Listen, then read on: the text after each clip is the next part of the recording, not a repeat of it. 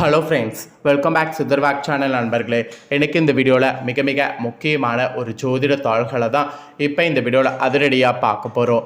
ஜோதிட தாள்களை அதிரடியாக பார்க்குறதுக்கு முன்னாடி எதை பற்றிய ஜோதிட தாள்கள், என்ன மாதிரியான ஜோதிட தாள்கள் அப்படிங்கிறத ஃபுல்லாக எக்ஸ்பிளைன் பண்ணுறேன். அதை முதல்ல இந்த வீடியோவில் தெரிஞ்சுக்குங்க.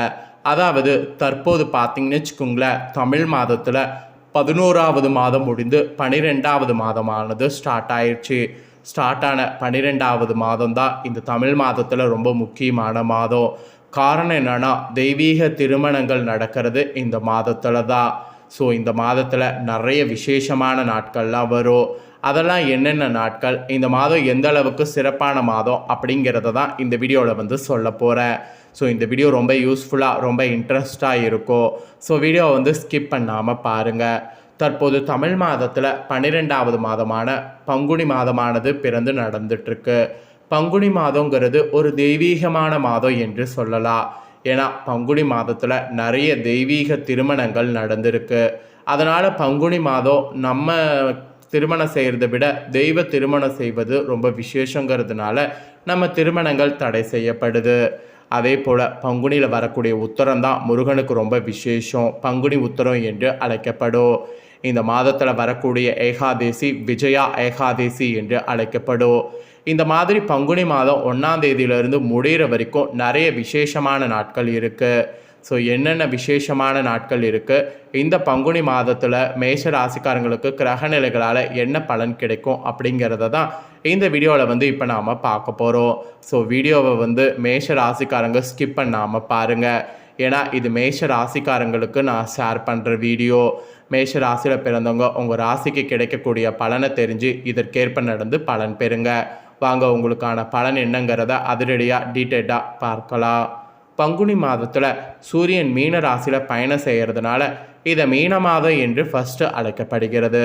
இந்த மாதத்தில் தான் இலைகளை உதிர்த்த தாவரங்கள் துளிர்க்க ஆரம்பித்து பசுமையாக மாறத் தொடங்குது. இது வசந்த காலத்தின் தொடக்கமாக இருக்கு என்பது சொல்லலாம். சிவபெருமான் பார்வதியை கைத்தாயிலம் பற்றிய மாதம் இந்த சிறப்பு பெறுகிறது. இந்த பங்குனி தெய்வீக திருமணங்கள் நடைபெறக்கூடிய இந்த மாதத்தில் பல திருவிழாக்கள் நடைபெறும். அவெல்லாம் என்னென்னங்கிறத தான் இந்த வீடியோவில் பார்க்க போகிறோம். புராணங்களில் சொல்லப்பட்டு இருக்கக்கூடிய சகல மங்கள காரியங்களும் பங்குனி மாதத்தில் தான் நடந்திருக்கு. இது ஆன்மீக ஞானிகளே குறிப்பிட்டிருக்கிறாங்க. இந்த மாதத்தில் அன்னதானம், வஸ்திரதானம் மட்டும் இல்லாமல் சின்ன சின்ன தானங்கள் செய்தால் கூட 1000 பசுக்களை தானம் செய்வதற்கு ஈடாகும். இது ஞானிகளே கூறியிருக்கிறாங்க. பங்குனி மாதத்தில் உத்தர நட்சத்திர காலத்தில் விரதம் இருந்து முருகப்பெருமான மனவுருக வேண்டினால் திருமணம் நடைபெறாமல் ஏக்கத்தோடு இருக்கக்கூடிய அனைவருக்கும் அந்த பாக்கியம் சித்திக்கும் என்று புராணங்களில் கூறப்படுது. அப்புறம் பங்குனி மாதத்தில் வரக்கூடிய தேய்பிரை ஏகாதேசிக்கு தான் விஜயா ஏகாதேசி என்று பெயர். இந்த நாளில் விரதம் இருந்து இறைவனை வழிபட்டால் எடுத்த காரியம் தடையில்லாமல் நடக்கும். எதிரிகளை கூட வெற்றி கொள்ளலாம். மேலும் பொருளாதார முன்னேற்றம் அபாரமாக இருக்கும். இதெல்லாம் உறுதியாக கூறப்படுது. ராவணன் சீதையை சிறையெடுத்து சென்று விட்டார். எப்படி மீட்டு வருவது என்று ராமர் ஆழ்ந்த சிந்தனையில் இருந்தால் அப்பொழுது அங்கு வந்த ஒரு முனிவர் அந்த விஜயா ஏகாதேசி விரதத்தை அனுஷ்டிக்கப்படி கேட்டுக்கொள்கிறார். அதன்படி விரதம் இருந்து தான் சீதையை ராமர் மீட்டு வந்தார். அதனால தான் இங்கே ஏகாதேசி விரதம் மகாத்மியம் வாய்ந்தது என்று தெரிவிக்கப்படுது.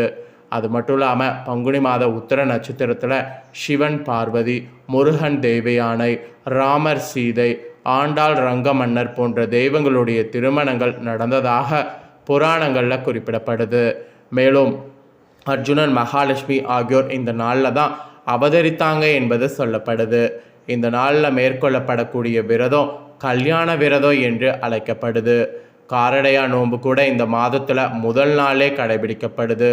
கார்காலத்தில் விழுந்த நெல்லை அறுவடை செய்து உரலில் குத்தி அரிசியாக்கி பொங்கல் வைத்து பெண்கள் மேற்கொள்ளக்கூடிய விரதம் காரடையா நோன்பு. இந்த மாதத்தில் பெண்கள் இந்த விரதத்தை கடைபிடித்தா தீர்க்க சுமங்கலி வரத்தை பெற முடியும். அப்புறம் சாவித்திரி யமனிடமிருந்து தன்னுடைய கணவரான சத்யவானின் உயிரை மீட்பதற்காக விரதம் மேற்கொண்டார். சத்யவானின் உயிரை யமன் எடுத்துக்கொண்டு செல்கிறார். யமனை வழிமறித்து விவாதம் செய்து சத்யவானின் உயிரை மீட்டு வருகிறார் சாவித்திரி. அந்த நேரத்தில் சாவித்திரி மேற்கொண்ட விரதம் தான் காரடையா நோன்பு என்று அழைக்கப்படுது. இந்த நோன்பு மாசி மாத இறுதி நாள் அன்று தொடங்கி பங்குனி முதல் நாள் நிறைவு பெறுகிறது. இந்த வழிபாட்டில் வைக்கப்படக்கூடிய நோன்பு கயிறு விரதம் முடிந்த பிறகு பெண்கள் அணியப்படுவது சிறப்பு. இந்த விரதம் கணவனுடைய ஆயுள் நீடிப்பதற்காகவும் ஆரோக்கியமாக இருப்பதற்காகவும் மேற்கொள்ளப்படுகிறது. இந்த வரத்தை அம்மன் வழங்குவதாக பெண்கள் ஆராதிக்கிறாங்க. அதனால் மேசராசிக்கார பெண்கள் இந்த மாதத்தில் இந்த விரதம் கடைப்பிடிங்க. அப்புறம் கௌரி விரதம் கூட இந்த மாதம் மேற்கொண்டிங்கன்னா கணவருடைய அவமிருத்த யாகத்தை முறியடிக்கலாம். இந்த விரதம் மாசி மாத கடைசி நாள் தொடங்கி பங்குனி மாத முதல் நாளில் நிறைவு பெறுது. கணவருடைய ஆயுள் விருத்திக்கும் ஆரோக்கியத்திற்கும் இந்த விரதம் உறுதுணையாக இருக்கும். பங்குனி மாதத்தில் இந்த மாதிரி நிறைய சிறப்புகள் இருக்குது. பங்குனி மாதத்தில் இன்னும் வரக்கூடிய பண்டிகைகள்லாம் நிறைய இருக்குது. அதெல்லாம் என்னங்கிறத சொல்கிறேன், அதையும் தெரிஞ்சுக்குங்க. பங்குனியில் காரடையா நோன்பு, பங்குனி உத்தரம், வைஷ்ணவ ஏகாதேசி, அப்புறம் பதஞ்சலி சித்தர் ஜெயந்தி, விஜய ஏகாதேசி, சனி பிரதோஷம், சர்வ அமாவாசை, உகாதி பண்டிகை, இதெல்லாம் பங்குனியில் ரொம்ப முக்கியமான நாட்கள் என்று குறிப்பிடப்படுது. ஸோ இந்த முக்கியமான நாட்களை மேற்கொண்டு நீங்கள் நகரணும் என்பது பங்குனியில் உங்களுக்கு விதிக்கப்பட்ட விதிகள். இப்பேற்பட்ட இந்த பங்குனி மாதத்தில் மேஷ ராசியில் பிறந்தவங்களுக்கு இப்போ என்ன பலன் கிடைக்குங்கிறத ஷேர் பண்ண போகிறேன். ஸோ இரத்தக்காரகன் என்று அழைக்கப்படக்கூடிய செவ்வாயை ராசிநாதனாக கொண்ட மேஷராசி அன்பர்களுக்கு இந்த பங்குனி மாதம் மனதில் தெளிவானது பிறக்கும். அலைச்சல்கள் மெயினாக உங்களுக்கு குறையும்.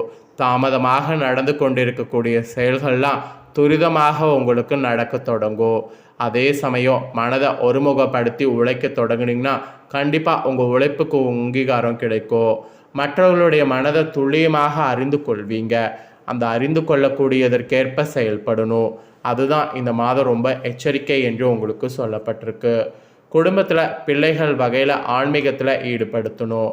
அவர்களும் உங்கள் பேச்சை கேட்டு நடக்கிறதெல்லாம் இருக்கும்.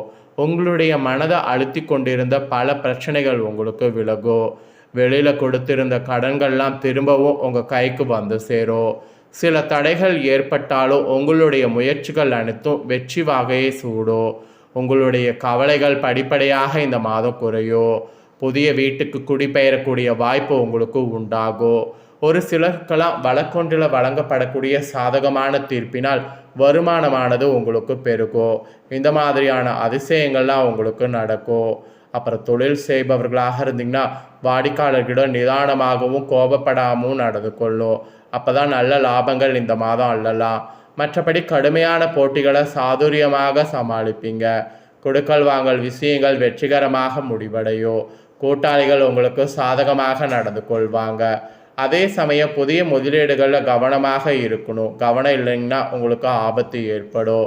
அப்புறம் உத்தியோகத்தில் இருப்பவர்களுக்கு கூட பதவி உயர்வு இந்த மாதம் கிடைக்கும். மேல் அதிகாரிகள் உங்கள் பேச்சுக்கு செவி சாய்ப்பாங்க. அலுவலகத்தில் உங்கள் மரியாதையானது உயரும். விரும்பிய இடமாற்றமானது கிடைக்கும். அதே நேரம் எவரை பற்றியும் புறம் பேசாமல் சக ஊழியர்களுடைய நட்பை காப்பாற்றி கொள்ளணும். இது உங்களுக்கு ஒரு எச்சரிக்கையாகவே சொல்லப்பட்டிருக்கு. அப்புறம் அரசியல்வாதிகள் தொண்டர்களுடைய தேவைகளை முழுமையாக பூர்த்தி செய்யணும். உங்கள் முயற்சிகள் அனைத்தும் வெற்றி பாதை நோக்கி அப்போ தான் செல்லும். கட்சி தலைமை இடத்துல நல்ல பெயர் வாங்குவீங்க. சமூகத்தில் உங்களுக்குன்னு அந்தஸ்தானது உயரும். அதே சமயம் நண்பர்கள் போல் பழகக்கூடிய எதிரிகளிடம் எச்சரிக்கையாக இருக்கணும். பொதுவாக பிறரிடம் பேசக்கூடிய நேரத்தில் நிதானம் தேவை. எதிர்கட்சியினர் உங்களை பற்றி பரப்பக்கூடிய அவதூறுகள் குறித்து கவலைப்பட வேண்டாம். கவலைப்பட்டிங்கன்னா அது உங்களுக்கு பெரிய இழப்பில் போய் முடியும். அப்புறம் கலைத்துறையில் இருக்கிறவங்களுக்கு புதிய வாய்ப்புகள் தேடி வரும். அவற்றில் உங்கள் திறமையை வெளிப்படுத்த ரசிகர்களுடைய ஏகாப்த ஆதரவை பெறணும். உங்கள் செல்வாக்கு உயரும். அதே சமயம் பணவரவு அமோகமாக இருக்கும். புதிய வாகனம் வாங்குவதற்கு ஆற்றல் இருக்குது. ரசிகர்களுடைய ஆதரவோடு வெளிநாடுகளுக்கு பயணம் செய்யக்கூடிய வாய்ப்பு உங்களுக்கு இருக்குது. அதையும் மிஸ் பண்ணாமல் பயன்படுத்திக்குங்க. அப்புறம் பெண்மணிகளுக்கு கணவருடைய அன்பு பாசம் அதிகரிக்கும். உறவினர்கள் உங்களை அனுசரித்து செல்வாங்க. பணவரவு சீராக இருக்கும். உடல் ஆரோக்கியம் சிறப்பாக அமையும். எங்கும் எப்போதும் பேசக்கூடிய நேரத்தில் நிதானம் தேவை. இல்லைனா இதனால தான் உங்களுக்கு பயங்கர ஆபத்து வரும். அப்புறம் மாணவிகள் கூட கல்வியில் விளையாட்டில் வெற்றி கொடி நாட்டுவீங்க. ஆசிரியர்களுடைய ஆதரவு பெறுவீங்க. யோகா பிராணமயம் போன்றவர்களை செய்து மனதை ஒருநிலைப்படுத்தணும். ஆக மொத்தம் மேஷராசியில் பிறந்தவங்களுக்கு இந்த மாதிரி தான் பங்குனி மாதம் இருக்கும் என்று குறிப்பிடப்பட்டிருக்கு. குறிப்பிடப்பட்டதை சொல்லிட்டேன். இதற்கேற்ப நடந்து பலன் பெறுங்க. நெக்ஸ்ட்டு நம்ம சேனலில் நிறைய புதிய வீடியோ போடப்படும். அது எல்லாத்தையுமே உடனுக்குடனே தெரிந்து கொள்ள மறக்காமல் நம்ம சேனலை சப்ஸ்கிரைப் பண்ணாமல் இருந்தீங்கன்னா சப்ஸ்கிரைப் பண்ணி பெல் பண்ண ப்ரெஸ் பண்ணி சப்போர்ட் பண்ணுங்கள். நெக்ஸ்ட்டு இதே போல் சுவாரஸ்யமாக வேறொரு வீடியோவில் வந்து சந்திக்கிறேன். நன்றி.